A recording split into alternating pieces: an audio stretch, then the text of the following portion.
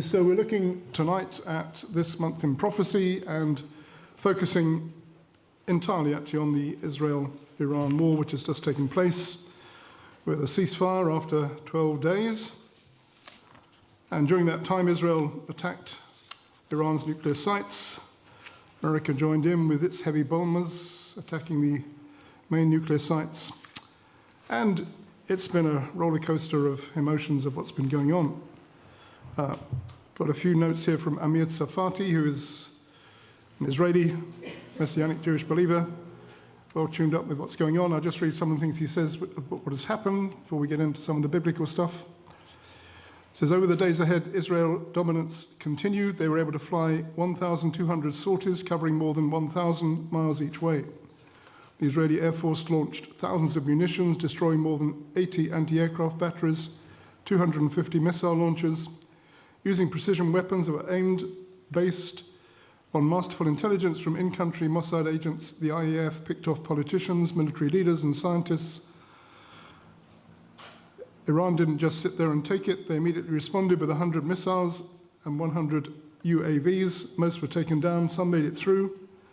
Across the entire conflict, 28 civilians, 1 soldier were killed.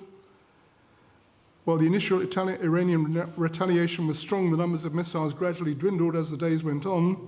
This wasn't due to a lack of munitions. They have thousands of missiles stored up.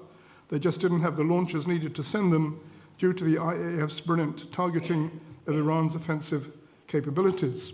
That in itself was quite remarkable, actually, that they knocked out all the launchers so they couldn't launch the missiles. Eventually, Israel came to a place where it had done about all it could to halt Iran's nuclear program. It wasn't enough. Although all the nuclear sites have been damaged to a great extent, the key weapon centers at Fordow, Natanz, and Isfahan were hidden deep underground, out of reach of Israel's munitions. The only weapons that could reach sites that were protected were massive ordnance penetrators or bunker busters, which only America has. And he goes on to say how Trump joined in, dropped 12 of these bombs on the Fordow facility. 7th was dropped, another 2 on Natanz. Same time, a submarine fired 30 Tomahawk missiles at Natanz and Isfahan. The results were catastrophic to the sites and Iran's nuclear program.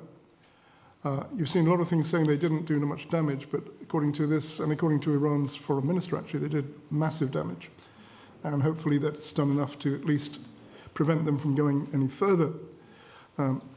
They've also succeeded in damaging their ability to shoot off missiles.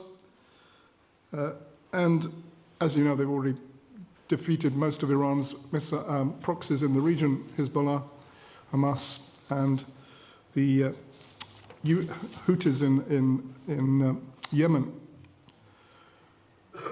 They've still got to finally destroy the nuclear program. Apparently the US leading the way, the path is now open to ensure that Tehran will toe the line when it comes to nuclear production. So they've got to agree with certain things to do with the production of nuclear weapons. If they don't do that, then it's possible America will hit again, or Israel will hit. So we've got a program which has been in some ways very successful for Israel. And some are saying that Israel has actually won a victory in all of this. The Jewish Chronicle was quite upbeat in the lead article in this week's Jewish Chronicle. Said it's succeeded in cutting off the head of the snake, which is Iran. Said much of the Arab world, whatever the official communiques say, quietly hopes Israel succeeds. The collapse or crippling of the Islamic Republic would not just save the region and the world from the regime's terror and aggression, mark the death knell of Islamism as a global force. And it goes on to say how, as a result of this, Israel could be changing the whole Middle East as the threat from Iran is broken. Remember that Iran is not Arabs, and most of the Arabs resent the fact that Iran has been moving into their territory, into Syria, Lebanon, Iraq, and other places, and really want them out. So they don't want Iran to have any more influence in that. And if as a result of this war that has been accomplished, it makes it possible then for the Arab countries to come to some kind of agreement with Israel. So that's what Israel's hoping for.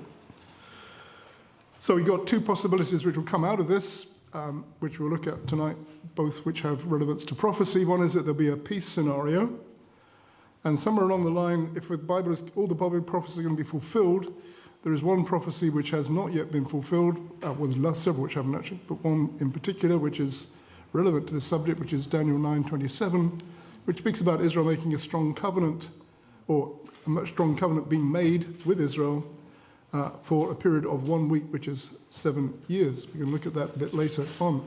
So you have a possibility of some kind of a temporary peace coming out of this. The other, of course, is the war scenario, and some are saying that Iran will continue with its progress towards nuclearization, its aggression, and that eventually it will come to the war of Gog and Magog, which you have in Ezekiel 38:39, which you can look at also later on.